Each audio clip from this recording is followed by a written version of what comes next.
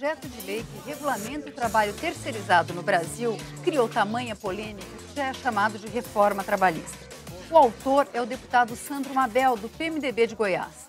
Os sindicatos de trabalhadores afirmam que o projeto traz mais precarização ao trabalho.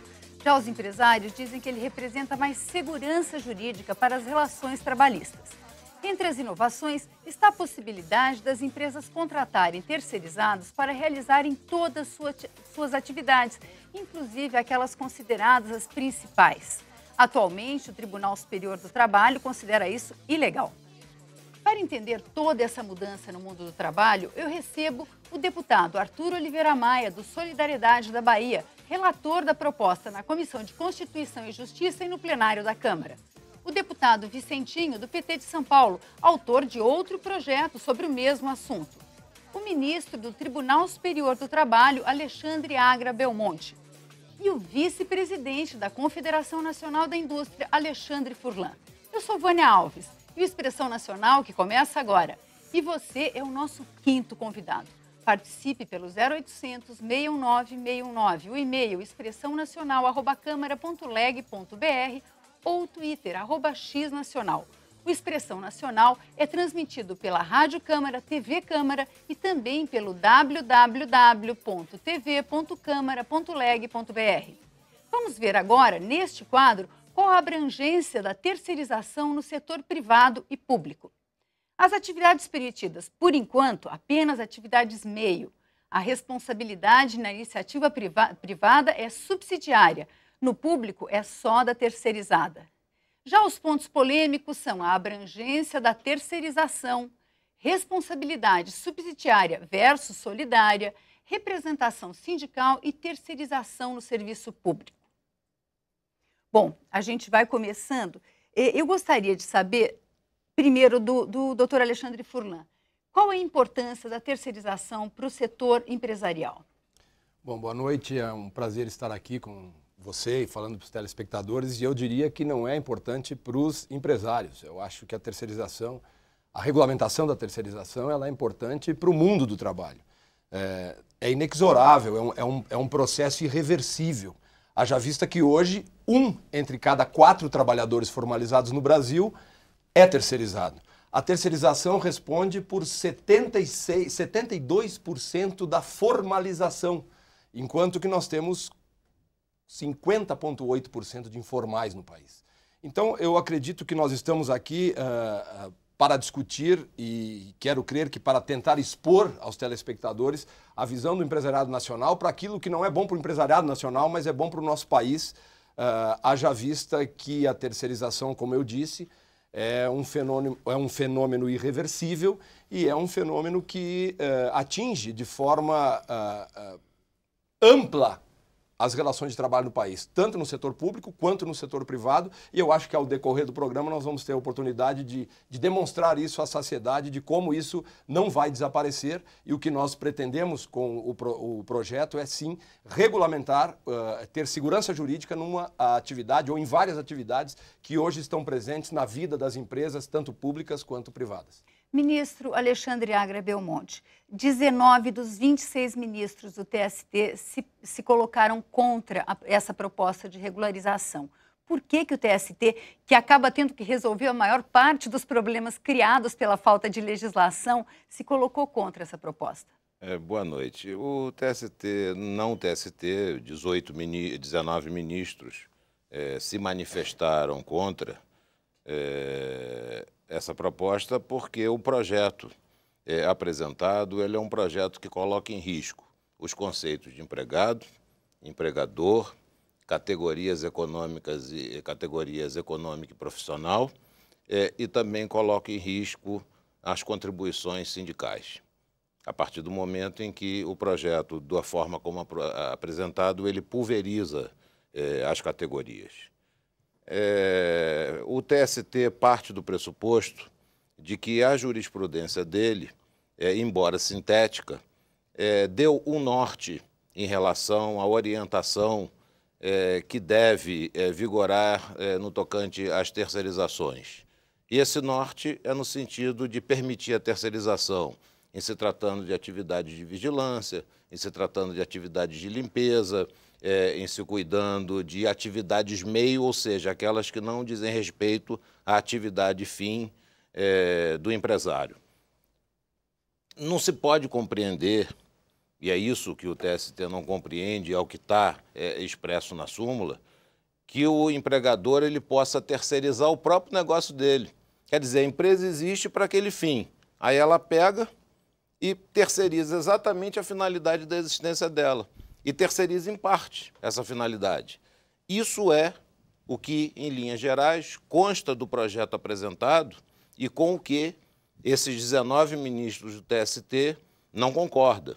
E, em síntese, o próprio TST não concorda a partir do momento que contraria a súmula que expressa a jurisprudência do TST, e aí, nesse caso, envolve, evidentemente, todos os ministros do TST.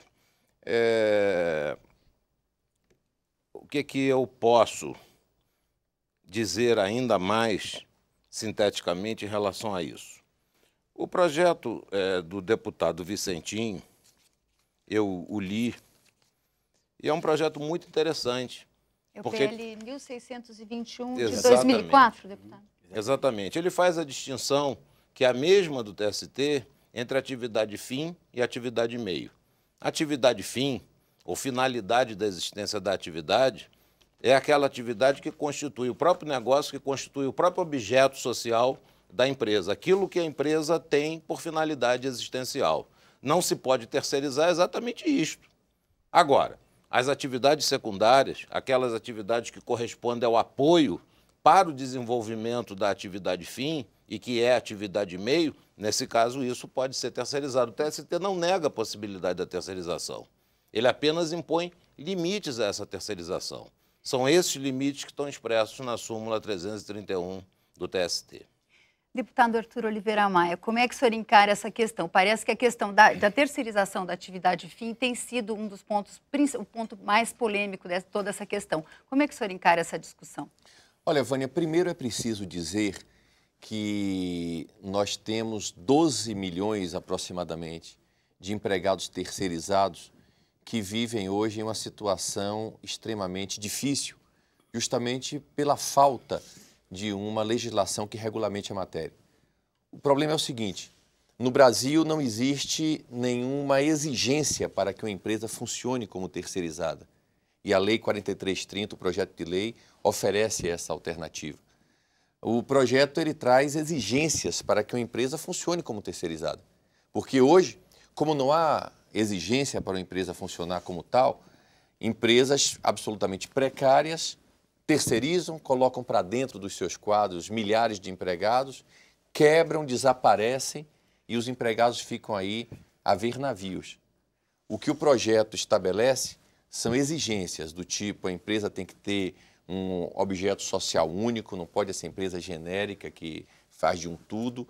A empresa ela tem que, ao assinar um contrato de terceirização, fazer uma garantia de um percentual do contrato para que ela possa, ao final, quitar todas as rescisões trabalhistas. Ao longo do projeto, ao longo do contrato, da execução do contrato, tem que haver a fiscalização mensal do pagamento de todas as obrigações trabalhistas. Se não houver essa fiscalização, a empresa contratante da terceirizada se transforma em solidária. E isso é muito importante, porque hoje, pela própria súmula do Tribunal Superior do Trabalho, a responsabilidade é subsidiária. Então, como é que acontece hoje? Se há uma dívida trabalhista e o trabalhador recorre à justiça, primeiro ele tem que buscar na terceirizada. Se a terceirizada não tiver condições de pagar, aí então ele vai buscar na tomadora de serviço. Pelo projeto, não. Se for observado logo no início da lide que há um descumprimento de um pagamento, obviamente que não houve a fiscalização. E aí o juiz pode imediatamente chamar a lide, a empresa tomadora de serviço, como solidária para que ela responda em igual condições da terceirizada pelo direito do trabalhador. Isso é muito significativo. Agora, essa distinção, atividade meio, atividade fim, eu não conheço até hoje ninguém, nem os maiores luminares do direito do trabalho no Brasil, que tenha tido capacidade de definir o que seja atividade meio e atividade fim. Nós temos no Brasil algumas atividades que terceirizam tudo. E pode. É o caso, por exemplo, da indústria automobilística. A automobilística, você tem uma relação em que uma empresa automobilística, ela pega ali, começa a fazer o carro, tem uma empresa que monta o chassi, empurra o carro mais um pouquinho, é outra empresa que monta o jogo de pneu, empurra mais um pouquinho, é outro pneu que bota o motor, todas terceirizadas, todas na atividade fim da montadora. E pode.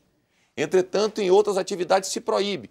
Então, isso quebra um princípio constitucional elementar, que é o princípio da igualdade de direitos, da isonomia de direitos. Então, é preciso que nós tenhamos uma regra que valha para todos. Não dá para você tratar uns diferentemente de outros. E não é possível que esse clima de insegurança jurídica persista, fazendo com que a Petrobras, por exemplo, no ano passado, tenha sido multada em mais de 100 milhões de reais por conta de terceirizações consideradas ilegal. O que é a terceirização considerada ilegal? Alguns acham que é uma coisa, outros acham que é outra. Se nós perguntarmos em casos concretos o que é que alguém acha atividade meio e atividade fim, certamente que as respostas serão absolutamente diferentes, porque atividade meio e fim é um conceito impreciso. Então, o projeto 4330, ele propõe que a empresa possa terceirizar desde que ela seja uma empresa especializada. E fazemos um conceito de especialização baseado nos critérios da 8666. A gente volta daqui a pouco na discussão do objeto fim da empresa, porque o deputado Arthur Oliveira Maia falou de uma série de medidas que seriam protetivas dos trabalhadores. Deputado Vicentinho, o senhor acredita, o senhor que é autor de um outro projeto, portanto, o senhor é a favor da regulamentação do trabalho terceirizado. Por que o senhor acha que esse projeto, por que o senhor é contra essa proposta? O senhor acha que ele não protege o trabalhador? Boa noite, antes de mais nada, um prazer estar aqui dialogando com pessoas tão importantes aqui, o nosso empresário Furlan, o doutor Alexandre, o Arthur. Bem, primeiro, pessoal, que está estranho esse diálogo aqui na mesa, como na audiência pública, quando a gente via os empresários fazendo o argumento da defesa dos direitos dos trabalhadores. Primeiro, uma correção, estimado Arthur. Eu sou trabalhador da Mercedes-Benz, fiquei lá há 25 anos. A fabricação de motores é na Mercedes-Benz, é da Mercedes. A estamparia é da Mercedes-Benz. A usinagem é da Mercedes-Benz. A fábrica inteira é fábrica que produz o caminhão da própria fábrica. Assim é a Volkswagen, assim é a Scania, é a Ford na Bahia, okay? Para não imaginar que o que você está falando é verdade. Não é verdade. As empresas podem comprar peças de autopeças, isso é verdade. A fabricação de pneu é em outro lugar, de vidro também, mas a produção fundamental da Mercedes-Benz, da fábrica de automóvel, é fazer o veículo e montar a fábrica. Só que lá tinham 22 mil trabalhadores, hoje tem apenas 14. A Volks tinha 44 mil trabalhadores, hoje tem apenas 16. E está aumentando o número de trabalhador terceirizado. Isso é que é sério. Então, nós não podemos... Claro, o ideal seria nem ter terceirização. Devia serem todos contratados diretamente. Por que não? É uma empresa que existe. Mas como não é possível isso, a realidade ela mostra que ela é impossível, então vamos regulamentar para impedir a precarização do trabalhador terceirizado. Todo mundo sabe que um trabalhador terceirizado ele é humilhado aqui na Câmara. Ganha muito menos. Já é uma condição precária. Todo mundo sabe que aqui na Câmara e também nas fábricas, muitas empresas desaparecem, o gato desaparece. E o trabalhador não pode nem abrir processo contra a empresa que contratou por causa da responsabilidade subsidiária. E como o direito do trabalho prescreve em 5 anos, o trabalhador sempre é o principal prejudicado nesta história. O meu projeto ele diz, primeiro, que para terceirizar é preciso discutir com os sindicatos, dialogar, como recomenda a Convenção 87, a Convenção 158 da OIT, para discutir, inclusive, qual é a empresa que vai aparecer para prestar o serviço, se ela é idônea, se ela tem responsabilidade, se ela cumpre com o papel, e discutir o que é que vai terceirizar. Por isso, doutor Alessandro, que essa decisão dos juízes foi muito importante para nós, essa opinião dos juízes, que é corroborada pela Associação dos Magistrados do Trabalho do país inteiro, pelo Ministério Público do Trabalho e também por todas, absolutamente todas as centrais sindicais do Brasil. Se houve uma unanimidade contra um projeto que visa outros objetivos, não dos trabalhadores, é esta no caso da terceirização.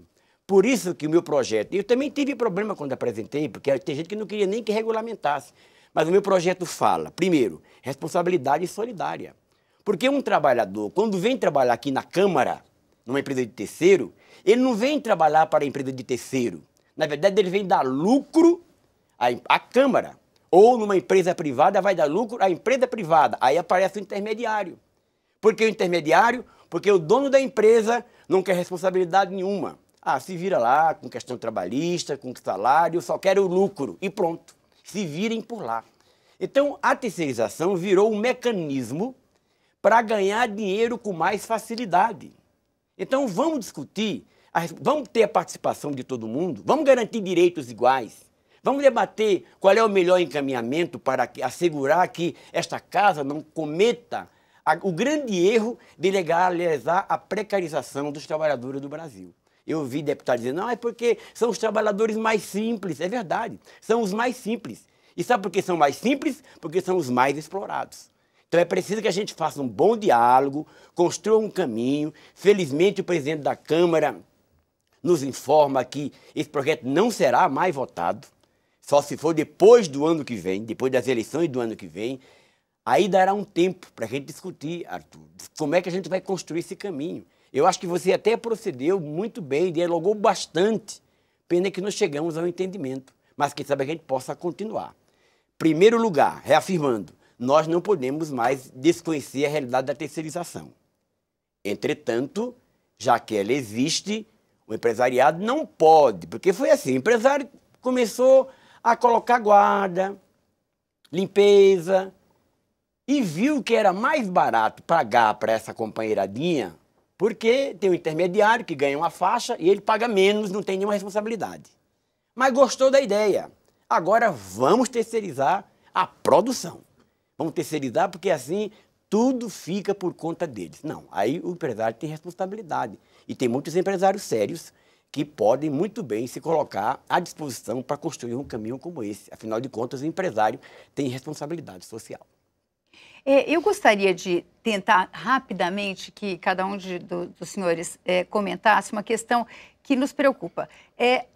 A terceirização, ela é mais favorável para o empresário, porque cada vez que se discute a questão tributária no país, se fala da dificuldade que é contratar no país. É muito caro, né? A incidência de impostos sobre o que se paga para cada empregado contratado é muito alta no Brasil. O que pesa mais? É isso ou o trabalhador terceirizado custa menos, ele ganha menos? Eu gostaria, doutor Furlan. Até porque fui muito sucinto, porque pensei que era só a abertura da nossa discussão, acredito que não tenha conseguido colocar sequer de perto aquilo que gostaria. Primeiro, eu acho que uma assertiva falsa, quando repetida muitas vezes, se torna uma verdade. E a gente tem que acabar com essa pecha que colocaram, que terceirização é precarização. Isso é uma pecha que foi colocado. Eu vou só dar alguns exemplos aqui, e até me permita, essa questão de atividade meio e fim, eu vou fazer uma brincadeira com o ministro Alexandre Belmonte aqui. Os ministros do Tribunal Superior do Trabalho terceirizam a sua atividade fim, na medida em que recebem mais de 1000 processos por mês para julgar, e tem que passar para os seus assessores a feitura do voto, que é aquilo que seria a sua atividade precípua. Mas é uma impossibilidade fática, biológica que ele faça. As empresas, hoje, por exemplo, se a Mercedes tinha 22, hoje tem 14, vamos também atribuir isso à robótica, à inovação, à tecnologia, ao mercado. A Embraer, que é a empresa referência no mundo, porque fabrica aviões de médio porte, no Brasil ela faz o quê? Concepção e montagem. Quem é que faz as milhares de componentes das aeronaves? É Taiwan, é Coreia do Sul, é Estados Unidos, é Alemanha. Por quê? Porque hoje o mundo é interconectado, porque as cadeias globais de valor do mundo, exigem que assim seja. Então, essa discussão de precarização, me desculpa, isso é uma falácia. É uma falácia porque nós deveríamos dizer que precarizados são os 50% de trabalhadores informais no país que não têm direito a fundo de garantia, que não têm carteira assinada, que não têm férias, que não têm 13º, direitos todos esses reconhecidos aos trabalhadores terceirizados. E digo mais, por vezes um trabalhador terceirizado custa mais caro para o empresário e não mais barato. Custa mais caro, custa muito mais caro. Porque sabe qual é a vantagem que eventualmente tem um trabalhador terceirizado? E aí diz assim, são os coitadinhos? Não são os coitadinhos. Porque o que acontece no país, infelizmente, é que nós deveríamos, quando eu tinha 2 anos eu ouvia, há 12 anos eu ouvia, dizer assim, mudaremos o Brasil pela educação na próxima década. E já faz 40 que eu ouvia isso. E nós não mudamos, porque nós não temos educação. As pessoas saem do ensino médio analfabetos funcionais. O Senai tem 3 milhões de matrículas por ano para tentar colocar o Brasil num patamar de exigência de mercado em termos de qualificação profissional que hoje nós não temos. Então, eu fico muito assim, eu fico impressionado com essa questão, eu permito, de dizer assim que a ideia do empregador ao querer terceirizar serviços é visar lucro, não é visar lucro, é ser competitivo, é poder estar engajado nessa interconectividade global, é poder ver que isso é inexorável e é irreversível. Então, vamos tratar isso sim que é o tema principal da OIT o ano que vem, da Conferência Mundial na OIT, é informalidade. É isso que nós temos que cuidar. Nós temos só para finalizar, eu confesso que serei rápido. O problema que está acontecendo é que estão vilanizando o empresário no país. Eu venho aqui defender os bons empresários. Aqueles que são responsáveis por dar um plano de previdência complementar para o seu funcionário, porque senão ele tem problema na saúde. Aqueles que são responsáveis em dar uma educação de jovens e adultos na empresa, porque às vezes os seus funcionários não tiveram.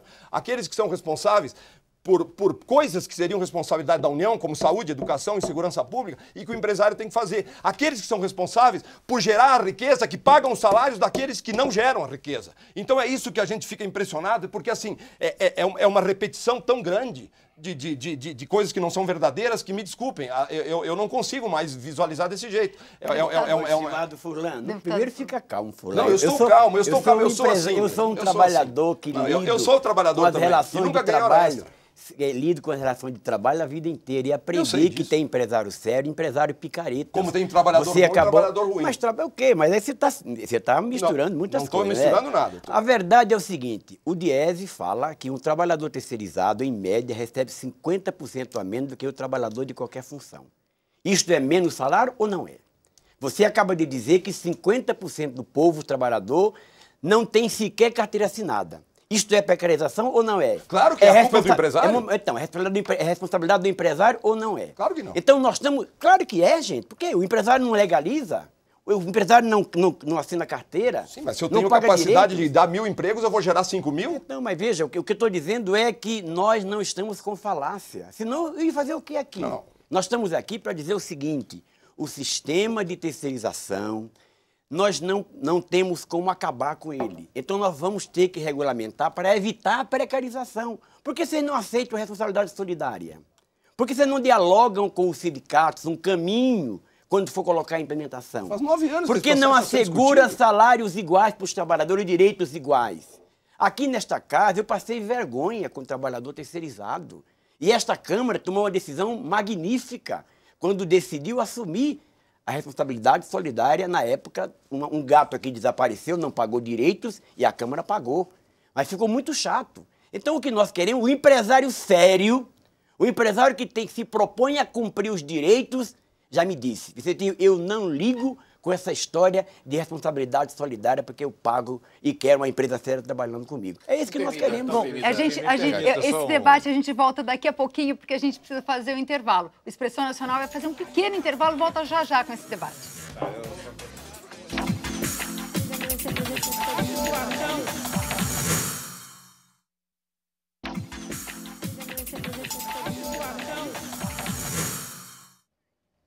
O Expressão Nacional está de volta discutindo a proposta de regularização do trabalho terceirizado no Brasil. Nossos convidados são o deputado Arthur Oliveira Maia, do Solidariedade da Bahia, relator da proposta na Comissão de Constituição e também no plenário, O deputado Vicentinho, do PT de São Paulo, autor de um outro projeto sobre o mesmo tema, o ministro do Tribunal Superior do Trabalho, Alexandre Agra Belmonte, e o vice-presidente da Confederação Nacional da Indústria, Alexandre Furlan. Você também pode entrar nessa conversa pelo Twitter, @xnacional.com.br, expressãonacional@câmara.leg.br e pelo 0800 6969. A ligação é de graça. Ministro Alexandre Agra, só queria responder, mas eu vou aproveitar um pouquinho do seu conhecimento e eu vou pedir para o senhor explicar para a gente a diferença entre responsabilidade solidária e responsabilidade subsidiária, que eu acho que vai ser o nosso outro ponto, do próximo ponto de discussão. É importantíssimo. Realmente. O doutor Furlan, como todo bom gaúcho, é muito vibrante em suas colocações, mas eu acho que nós precisamos resolver aqui o problema com a tranquilidade que ele exige. Eu evidentemente, não terceirizo a minha atividade, não. Pelo contrário, os meus auxiliares, assessores, assistentes, eles todos trabalham sob a minha diretriz e qualquer voto meu, ele vai estar exatamente de acordo com os livros que eu escrevo, com os artigos que eu apresento, com as palestras que eu faço e com a minha atuação judiciária, não vai ter nada diferente disso.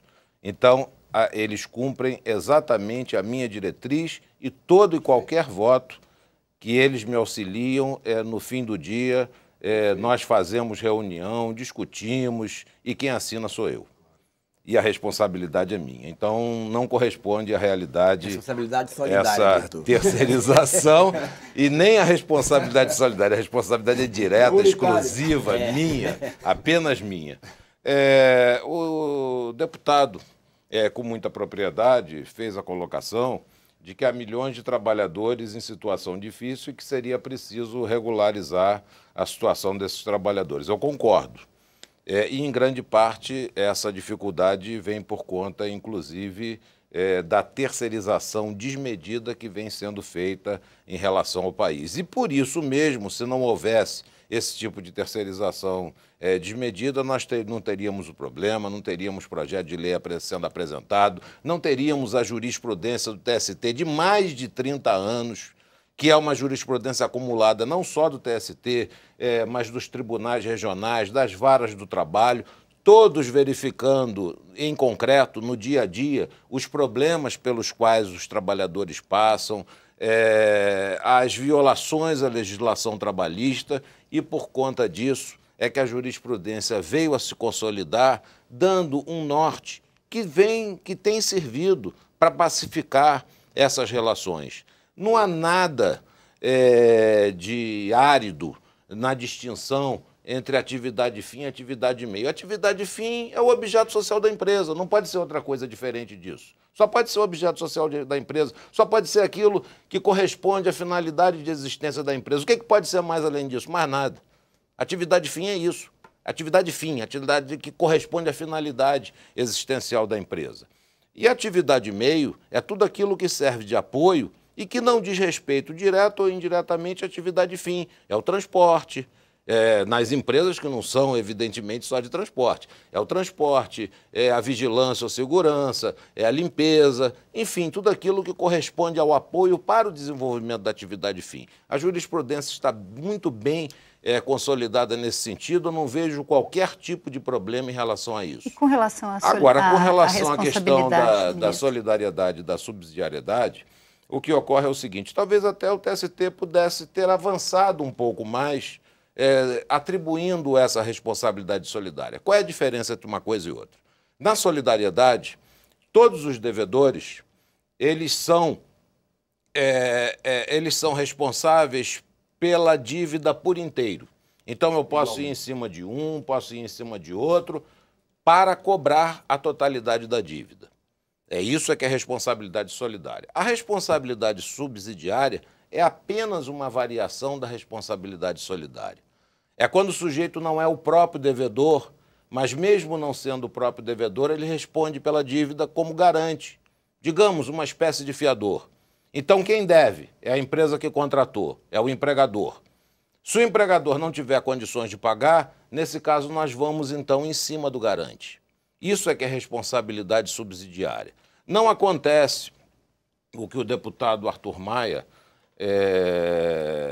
observou, no sentido de que primeiro vai em cima de uma, depois o processo começa todo de novo. Não, não é assim. O processo trabalhista é um processo muito simples, em que tem as duas fases, que é a fase de conhecimento, a fase de investigação, onde se dá a decisão, a sentença, e em seguida vem a fase de execução, onde nesse caso então vai se procurar receber aquele valor que corresponde à sentença. Nesta fase de execução, se por acaso o devedor não tiver meios de pagar, vai-se então em cima do garante, digamos assim. Mas esse processo é um processo muito simples também, porque não é aquela ideia de que vai se procurar exaustivamente buscar todos os meios para pagamento da dívida, se o sujeito não for encontrado, vai ser citado por edital, etc. e tal. Não. Qualquer dificuldade que se encontrar em relação à localização da dívida, já se vai diretamente em cima do garante, já se vai diretamente em cima do responsável subsidiário. Então, isso é muito rápido. Não faz na prática, não existe na prática qualquer diferença entre essa responsabilidade subsidiária da terceirização e a responsabilidade solidária. É apenas uma questão doutrinária.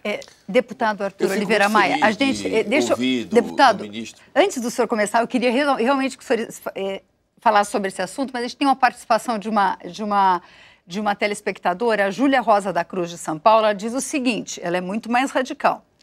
Já que vão regularizar a terceirização, tem que deixar a responsabilidade total para a empresa que está sendo contratada.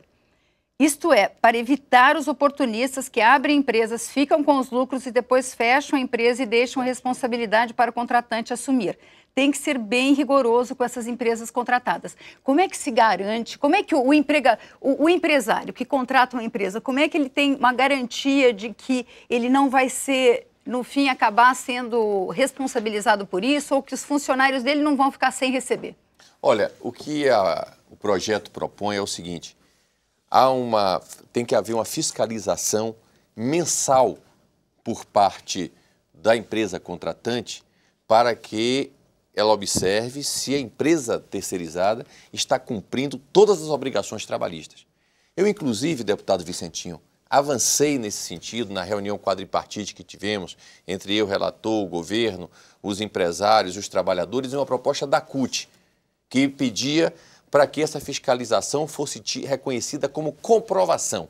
Ou seja, quando a empresa ela fiscaliza mensalmente, é o que está no projeto, fala em comprovação.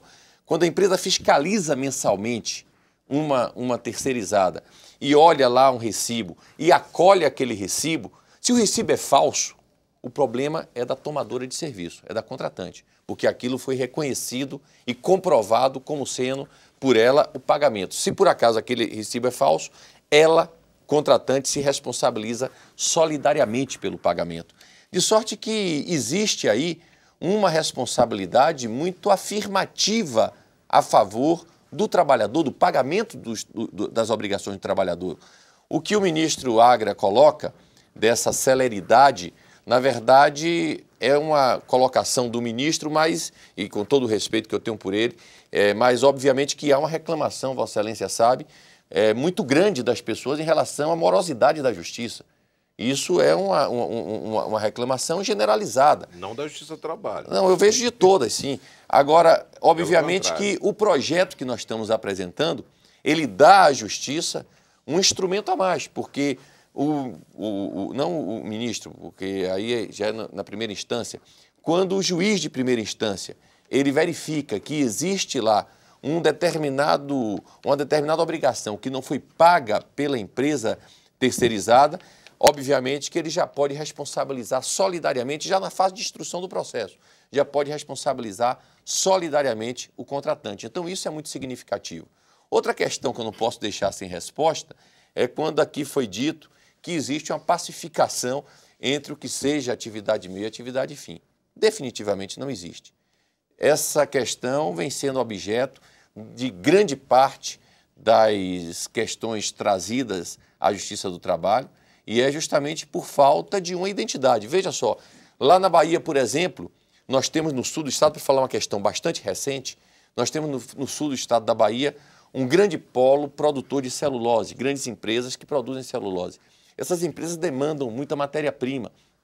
Então, algumas dessas empresas, elas têm fazendas onde plantam eucalipto, além do que elas compram de terceiros, mas fazendas onde elas plantam eucalipto e usam naturalmente como mão de obra para produzir a celulose. Pois bem, o Ministério Público do Trabalho vem criando problemas para dizer que as empresas não podem terceirizar o plantio do eucalipto. Eu não vejo qual é o sentido disso, mas enfim, entenderam que a empresa não pode terceirizar o plantio do eucalipto. Por conta disso, as empresas agora resolveram primarizar tudo, acabaram com a terceirização.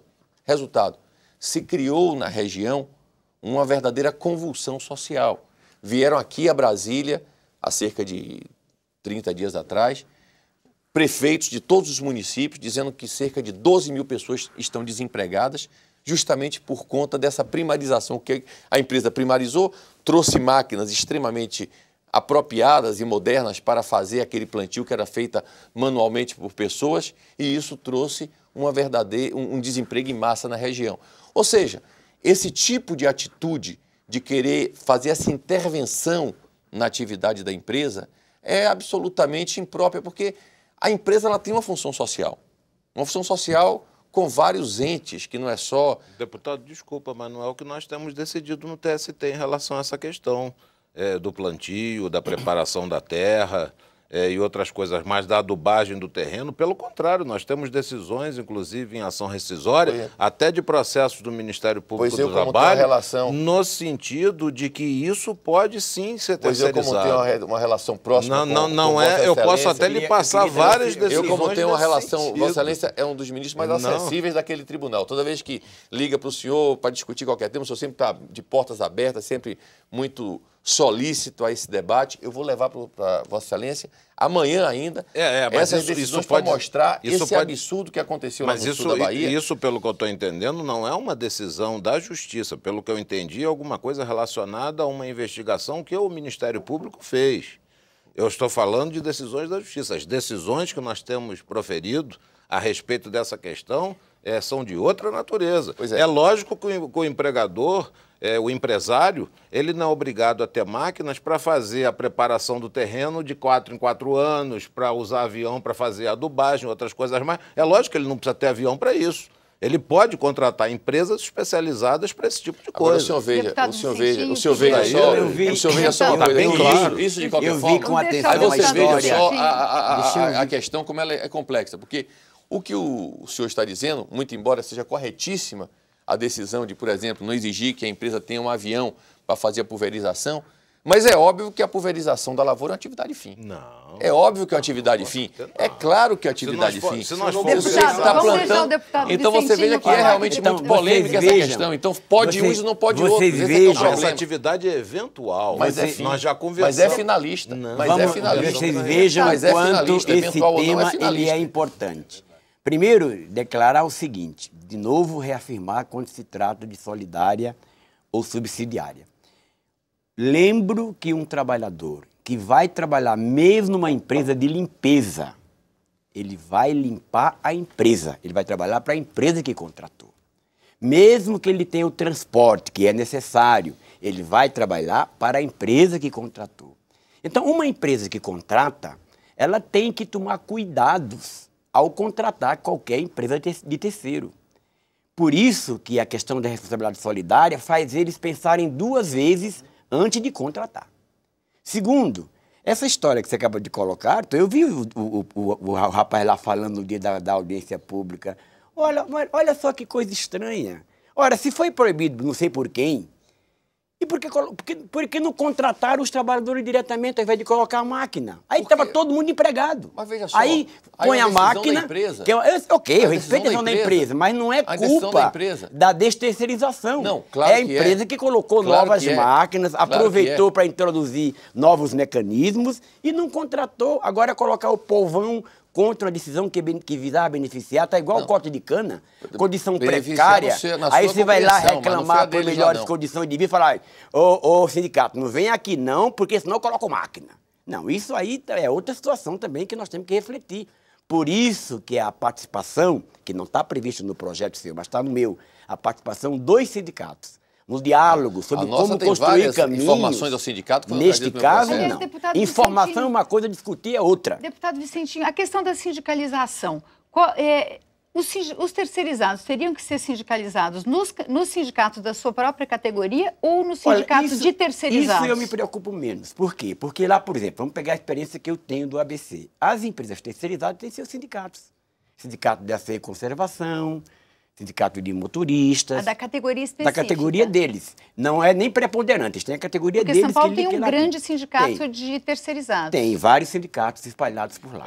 Não, acho que ela não está entendendo bem. Não existe um sindicato de terceirizados. Em São Paulo existe. Existe, bom, isso é totalmente ilegal. Existe sindicato, por exemplo, lá, olha, por exemplo, tem o Acima de Brasília, quem trabalha no Serviços de Brasília, Aceio e Conservação, que agora tem uma lei do deputado distrital Chico Vigilante, foi aprovada pelo governador Agnello, está aqui a notícia, aprovada pelo governador Agnello, que diz que justamente regulamentou a forma de fazer licitação para que essas empresas que oferecem preços inexequíveis nas licitações e que efetivamente lesam os direitos dos trabalhadores, que essas empresas sejam peneiradas. Essa lei aqui do Distrito Federal, ela está mandando depositar mensalmente as férias e o 13º pelas prestadoras de serviço. Então, mecanismos... Demonstração de que esse mecanismos, povo é muito ruim, né? Mecanismos para se fazer valer o direito, é isso que a gente... Eles existem. Você fez uma pergunta antes, assim, ó, nós temos estatísticas que 90% das grandes empresas que terceirizam algum tipo de serviço,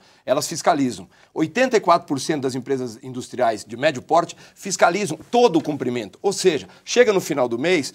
A empresa que é a prestadora de serviço, por gentileza, eu quero ver a sua guia do INSS recolhida, eu quero ver o registro dos seus funcionários, eu quero ver se o senhor recolheu o FGTS, e se ele não fez isso, ele vai ser dispensado. Existem alguns casos em que há preocupação sindical. Por exemplo, no caso dos sindicatos bancários, que hoje está colocando o substituto bancário, como é que o nome bem não é esse? Correspondente bancário, há uma grande discussão, porque há o risco desse pessoal sair do sindicato. Né? Há um grande diálogo sobre isso para ver como é que resolve. Essa questão do correspondente bancário talvez seja o ponto mais Deixa eu colocar uma questão deixa eu colocar uma questão. Sim, deputado. Uma questão com relação a correspondente bancário. É que hoje a gente estava falando que o terceirizado mais famoso do mundo é o Edward Snowden. É a questão da segurança. Quando eu coloco ter funcionários terceirizados, que não são meus funcionários, trabalhando em banco. Né? No caso, a NSA terceiriza, tem, sei lá, 6 mil ou 3 mil funcionários, tem 30 mil trabalhando em espionagem internacional. Vânia, veja só. Um terceirizado pode sair com... Não pode violar a confiança? Essa questão que eu não vi tratado até agora. Na verdade, cada categoria vai ter que, ao longo do tempo e da maturação das relações, vai ter que estabelecer as suas idiosincrasias.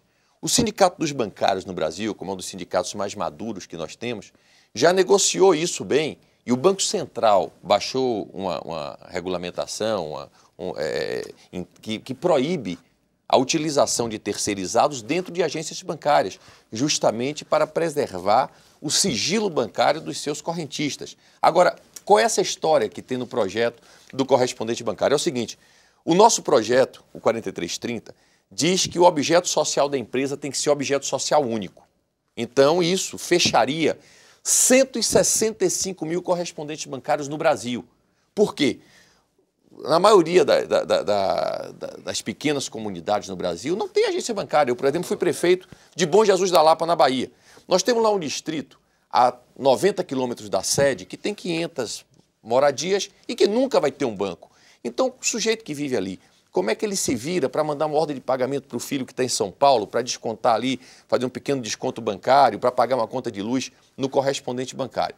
O que é o correspondente bancário? É o sujeito da padaria, do mercadinho, da lotérica, que acrescenta ao seu objeto social o item correspondente bancário, para poder fazer essa transição e inserir no sistema bancário nacional, sim, deputado, dezenas de milhões de... Deixa eu concluir, ministro. Dezenas de milhões de brasileiros que estão fora dos grandes centros e que não têm uma agência bancária num raio de 10, de 20, de 30 quilômetros.